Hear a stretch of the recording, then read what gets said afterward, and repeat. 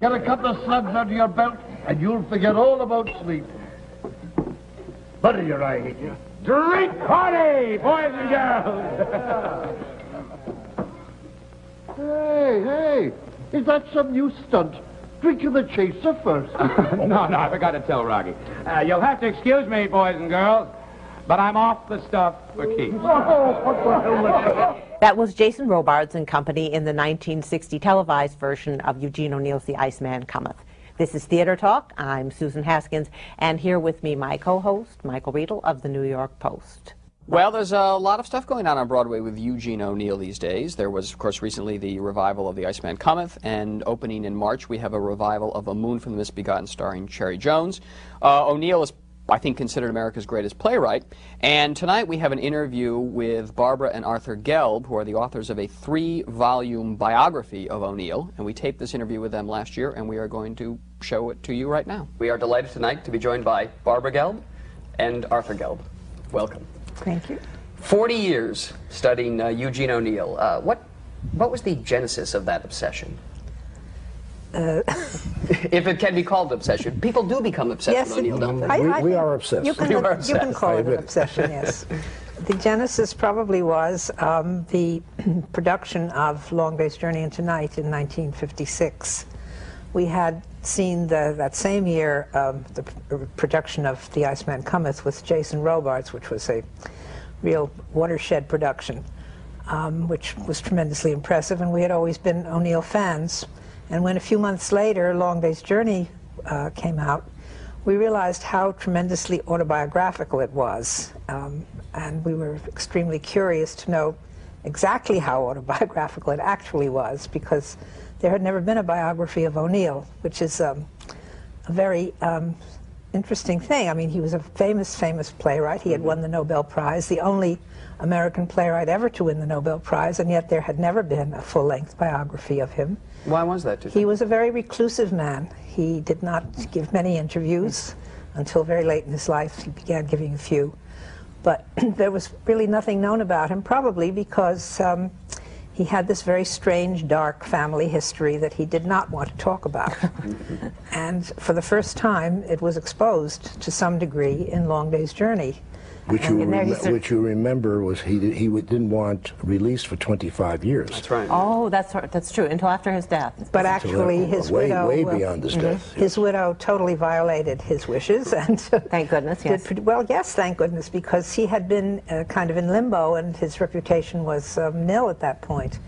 And the fact that she violated his wishes and produced this play really did bring back his reputation.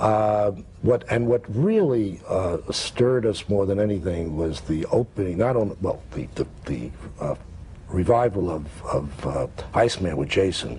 10 years later. Seeing him, 10 years later, seeing him for the first time on a stage, we couldn't believe an actor could be as wonderful as he was in that role. And I get so damn lonely. And I think how peaceful it was here, sitting around with the old gang, getting drunk and forgetting love, laughing and joking and singing and telling lies. But when we saw the same year, the first production with him starring as Jamie O'Neill on Broadway, that was the most extraordinary production I had ever seen. And at that point, I had been in the drama department of the Times. I was assistant to Brooks Atkinson, the dean of drama critics, and Barbara and I went to every opening. And in those days, there were openings every night, sometimes 2 openings on one night. And you had theater columns in the papers every day. Every day there was a theater Sam column. Zolotel, he was Sam Zolotel. Yes, you remember good old Sam. Sure. And I don't think I had ever seen a standing ovation where an entire house gets up and stands. Now it's kind of common, but in those days, people did not stand. And when the curtain went down on this play, And remember, most people in the audience had not even read it. It had been published, but this was the first night of performance of Long Day's Journey. In America. It was done in Sweden. And the curtain went down. There was total silence for at least a minute. No one stirred in that house. There was no applause. There was just no applause. Everyone was holding their breath. And then the actors came back, and there was this thunderous ovation. And the audience didn't just stay in its seats. They started moving toward the stage. They wanted to have contact with these incredible actors. So they wanted to be a part of this great occurrence. And we were part of that remarkable evening, and we just couldn't get it out of our minds. We kept talking about, and Brooks Atkinson was offered the job by Harper, by Cass Canfield, who was the major publisher in those days, and he asked Brooks Atkinson to write the biography. And he said he was too old. There had never been one. Right. And you were his assistant. He said he was too old, but he suggested that Barbara and I, because we had just written a book about Bellevue Hospital, which was a big success. Saturday Evening Post serialized it as a 5-part work. And he said, why don't you don't do any more pot boilers. He said, do something really serious. And he said, why don't you and Barbara do O'Neill? And that's when we got... How difficult was when you plunged into the research to get to his papers, to look through his papers? Was his widow Carlotta, was she cooperative in your research? She became cooperative. But she was a difficult woman. Very difficult woman, but because Brooks Atkinson had been one of the few critics that O'Neill admired and with whom he had a relationship, and he continued to talk to Carlotta and write to Carlotta after his death, he persuaded her to talk to us, which was a tremendous boon, because she was very capricious about who she would see and who she wouldn't. The papers, everything was locked up at Yale University, and it was almost impossible to get to anything there. Did he not want people to look at his papers? Well, it wasn't so much him, it was her. She wanted, he wanted nobody to look at The Long Day's Journey. I mean, that was the one thing that he restricted. But they had both together been giving her papers and his papers to Yale during the last years of his life. He was a very personal letter writer. He wrote, we have copies now of 3,000 letters that he had written during his lifetime. And a lot of those letters are terribly personal, involving his children and his wives and fights with his wives. And he didn't some of those letters he himself didn't want to be made public. Yeah. There were people alive who had known not only O'Neill intimately, but his parents, and which would not have been the case 10 years later if we had started then. What she would do when we went to interview her, first she would see Barbara separately, and then she would see me separately. And after a while, she felt Barbara was probing too deeply. And she said, I don't want to talk to you anymore. She was very frivolous about her likes and dislikes. I mean, she would cut people off, cut people dead for very little reason. Really? When the book came out, she said, she told a friend, everything that's good in that book was written by Mr. Gelb, and everything bad was written by his wife. Well, bad being the part about O'Neill and his first wife, second wife. We should say that the 3-volume set is a rewritten and expanded edition of your classic work, O'Neill, from 1962 was the... It was published in 62. Right, it's a completely rewritten. This is totally rewritten and totally expanded, because now we have access to all these papers that we didn't have access to. We have access not only to all of his letters, but to the scenarios of his plays, the first drafts of his plays. And it's fascinating to look at those plays in their early versions, and to see how he changed and how a genius's mind works, and how he changed the plays. For example, in The Iceman Cometh, Hickey does not appear in the early draft. He's an afterthought. Chuck Morello, the bartender of the saloon, is the one who tells... he goads the other people to take their walks. He tells Harry Hope, you should get out of here, and he's the one who is the goader, right? And later, and Hickey, of course, is the only character that's not based on a real character. So O'Neill, with his imagination, working. And how many drafts into it does Hickey finally appear? Well, I don't know exactly how many. I mean, he was constantly revising and making notes. And, so he takes real characters, and then he then he starts changing them. And that's... And then he writes to various different people, such as George G. Nathan, who was also a good friend of his. Critic for the Mercury, Right. He gives him one explanation of who these people were, then he will give someone else, like Kenneth McGowan, who he had worked with at the Provincetown Playhouse, a different explanation completely. Yeah. I mean, and both are probably true at the time that he gives them, but you know, it's... I want to talk about the way his writing changed and why it changed. The early works, Wilderness, it's a family comedy. What happened his only comedy up until that time. Right. And not that early. That's a fairly late that's play. later There are on. many plays before Our Wilderness, yeah. But there is, it seems to me, the later plays, the great plays, Long Day's Journey, Iceman, they are so much more penetrating, so much more honest and brutal in looking at life than the large body of work before they came along. What happened? You mean in like his Morning life? Becomes Electra Yes, and Strange Interlude? Right, yes, right. Very popular plays. Very popular plays, terrific plays, but not, I don't think, on the level of No, you're right. Long You're Day's Journey, absolutely Iceman Cometh. What happened? Well, what was going it's on? the maturity of a writer, and you must remember, when he's writing those plays, he is totally sober, unlike many other American writers who continue drinking, and you can see their deterioration as they continue their work. His career was the exact reverse. He O'Neill was stopped. drinking. He's one of the few playwrights, one of the few writers, American writers, one of the few great American writers who stopped drinking cold, and you could see his greatness emerging in sobriety. When he began writing Iceman and Long Day's Journey, which he made notes for the same day exactly, in amazing, 1931, he was ill. He had been writing this enormous 11-play cycle about American history, and he'd been working on that for years, and he thought that it would take years more to finish it. And he suddenly began, his health began to deteriorate seriously. And he got frightened, and he was worried that he could not write the plays that he felt he must write, which were these very personal plays, Long Day's Journey and A Moon for the Misbegotten and Iceman. Yeah, he started getting ill in 1937. It was one of the reasons for the depth and the brutal honesty of these plays is that he knew that this was going to be his last statement, I think. And, Do you think he put off writing about these subjects for a long time, avoided it, found ways... Actually, he was writing Long Day's Journey into Night from the time he first started writing. Right. He was always writing about his family, about himself as the artist who was misunderstood. In, you know, disguised versions. He never did it as openly. He did one play, a very early play called All God's Children Got Wings, in which he actually called the woman and man, husband and wife, by Jim and Ella, which were his parents' real names. But the only reason he did that was because he thought no one would ever suspect it was his parents, because Jim was black and Ella was white, and it looked like a story of miscegenation, actually, on, you know, on the surface. It was, but he was using this to show the conflict between the two. He constantly disguised his parents. But it was the same kind of conflict. I mean, Ella was nuts, and Jim was this hardworking man who just never could please her and never could, you know, get what he really needed and wanted.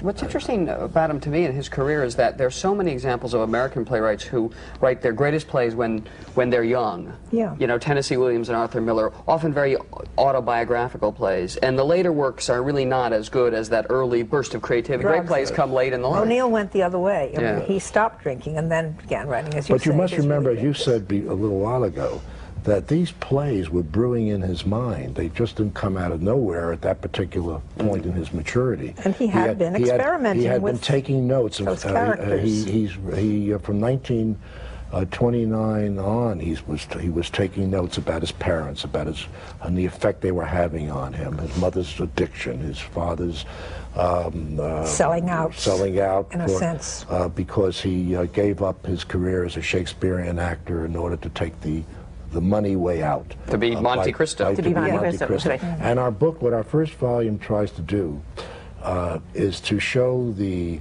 struggle between father and son, both in the home, which is hidden. No one knows what's going on in that home. It's all behind locked doors, and there is this constant battle between father and son.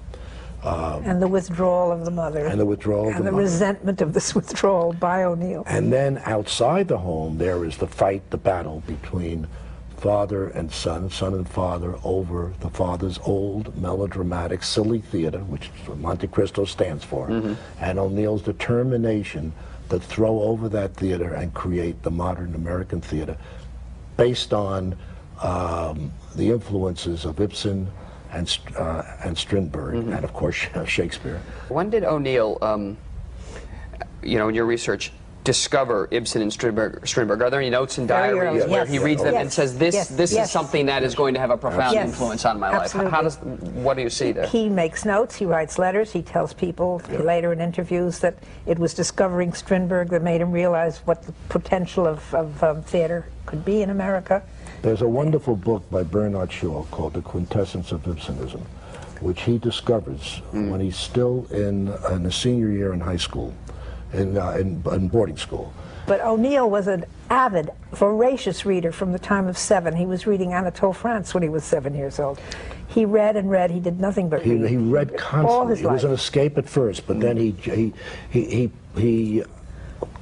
plunged himself into He read history, he read philosophy, he read psychology, he read every moment mysticism. I mean, he was, you know, he soaked everything up. We know, of course, a lot about the family situation, the mother and the father, from Long Day's Journey into Night. Were the people that you interviewed who knew the family aware of all of these tensions going on in that family? Very few. Most people were really shocked and horrified when the play was produced or published. And they felt that O'Neill was terrible to have done this about his family. And many of them attacked him to us for having written so harshly about his parents. As he said in letters to close friends, and I think maybe even an interview or two, this was, no, not an interview because he was dead before Long Day's Journey came out, but in letters, that like in many Irish families, everything is kept hidden. Inside the home, and on the outside you present this, you know, smiling, serene surface. Especially James, who was, you know, the great bon vivant, drinker in the bars, great charmer. He charmed everyone. And you never would believe, seeing him and being with him in the bar rooms, that he had any troubles at all. That he was totally free. There were a few people who had little hints of this that we interviewed there. I mean, they had their meals often at houses where the mother would cook and take in a few people as at the boarding house as boarders. Yeah. And he was fairly close to some of the people, some of the daughters of these mothers who were feeding them, and he confided a little tiny bit to some of them who we interviewed, and who said, you know, that he would say, my mother isn't well, and nothing Not like saying she's a dope fiend, she's just, not well. Really. But you know, it's interesting that O'Neill exaggerated the picture of his mother. Not knowing, it's true that she had all these problems and she was under the influence of morphine, but in her early days, in the early days of her marriage, she was not as miserable as O'Neill depicted her to be. Now, this is something we've just discovered for this new volume, too. We did not have access to these files, and we discovered that she had a close friend in James O'Neill's company, a young actress who happened to be very extraordinarily bright and articulate, and who kept a diary, and who wrote letters to her mother and her grandmother, her father and her grandmother. And we have all that information now, and she describes Ella as a completely different sort of person than O'Neill depicts her in Long Day's Journey. Of course, he didn't know her before. Right. And he was a dramatist. He was creating their character. And, you know, he knew what she told him, what she conveyed to him from the time he was growing up. And there is this other side to her. Yeah, and you can't view Long Day's Journey greatness because it is autobiographical. I mean, if you didn't know it was autobiographical, it's still it would be a great play. Universal play about a family. And it tells you about, you know, you learn from that play about yourself. And if you didn't know it was autobiographical, if you never knew anything about his parents, it would still be a great play. It's so honest.